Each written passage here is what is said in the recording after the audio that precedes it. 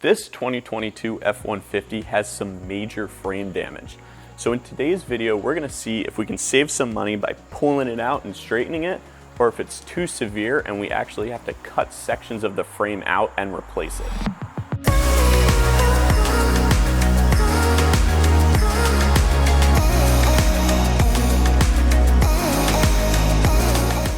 You may be thinking, if you can pull the frame out and all the body panels line up, everything looks straight, that's the obvious solution. But if anyone here is watching and is engineering minded, you'll know that's not exactly the case. And here's why. When an engineer designs a structural component for a vehicle, such as this example control arm, they use a method called finite element analysis, or FEA, to predict how that part will handle real-world loads over its lifetime. The computer model breaks the part into thousands of small sections called a mesh, and the software calculates the stresses and strains in each one under different loading conditions.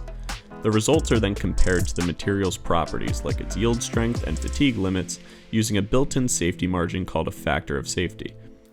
There are two main types of deformation: elastic deformation and plastic deformation. Elastic deformation is when the material stresses are under the yield strength of material, so when it is deformed and released, it elastically returns back to its original position. The next kind of deformation is plastic deformation. Plastic deformation occurs when a part is bent and holds its new position. And what happens here is the stresses in the material have exceeded the yield strength of the material. So in an engineer's mind, this part has failed.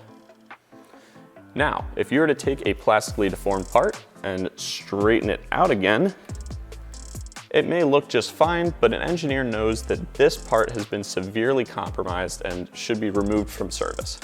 I have this test piece here, which is an aluminum flat bar, which represents the aluminum frames on these Gen 14 F-150s.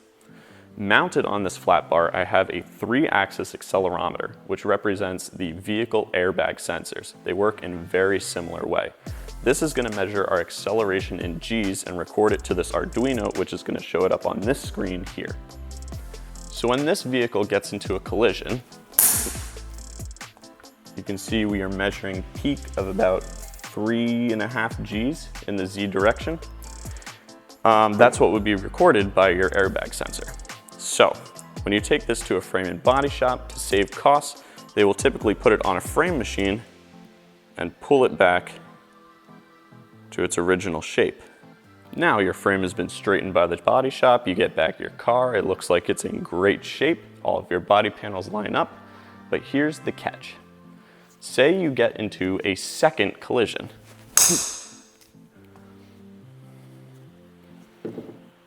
That didn't even register on my machine. So here's what's happened.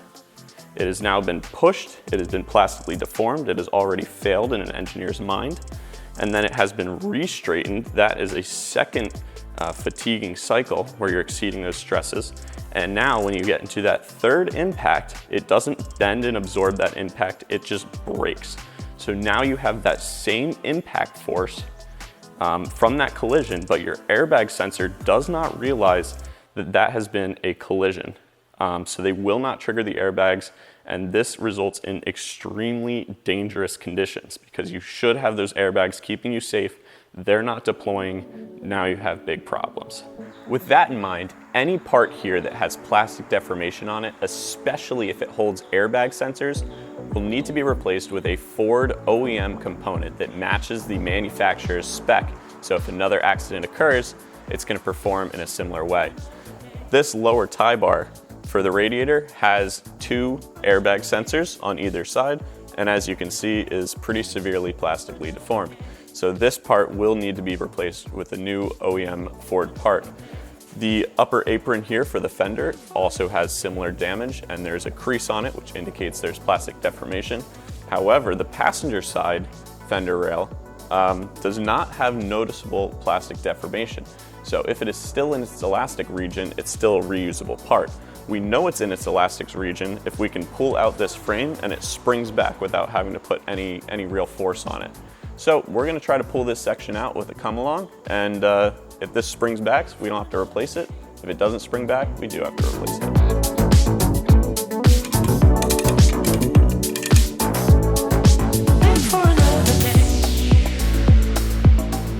Well, I guess that was wishful thinking. After closer analysis of this upper frame section, it is definitely plastically deformed on this side.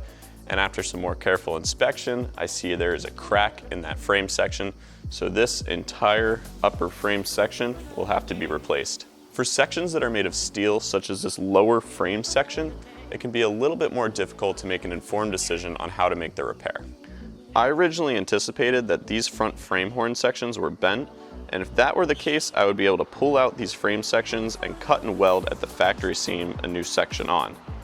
After more careful inspection and measurements, I see that this entire front frame section has plastically deformed in several places back to behind the front axle. So this entire front frame section will need to be replaced. Now this front frame section can be replaced in just 5 simple steps. Step 1. Cut off the old front frame section because that needs to be replaced anyways.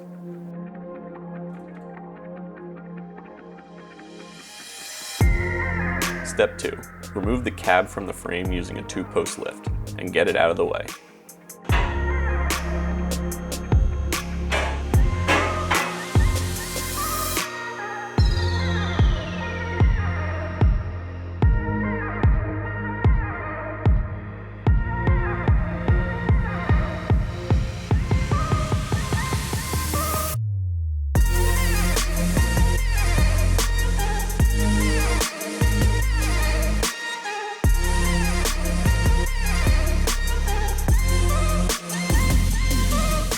Step 3. After fabricating some custom engine hooks to lift the engine, remove the engine from the frame. And remember to drain the transmission fluid first.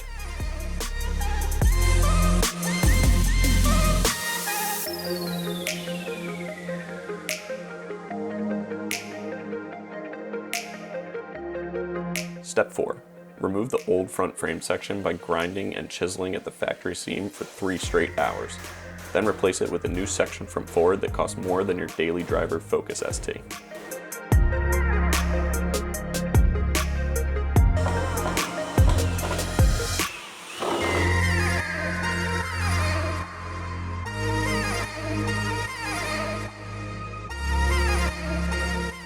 Step 5. Reassemble the truck in the reverse order and hope that everything lines up.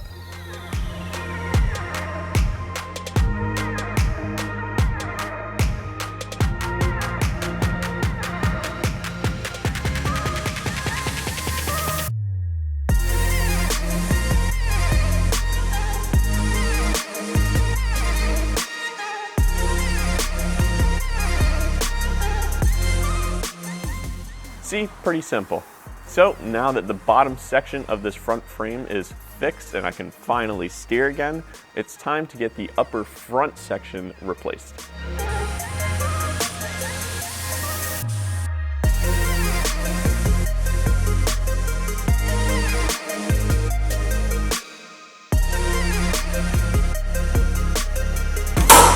And now, after reassembling the front end, along with some bodywork and paint to clean it all up, it's done. Well, almost. It looks like it's done. Until you take a look inside and see that most of the airbags have deployed. In the next video, I'm gonna cover how these SRS airbag systems work, and then we're gonna fix it so it's safe to drive the truck again. If you like this video, consider subscribing, and I'll see you in the next one.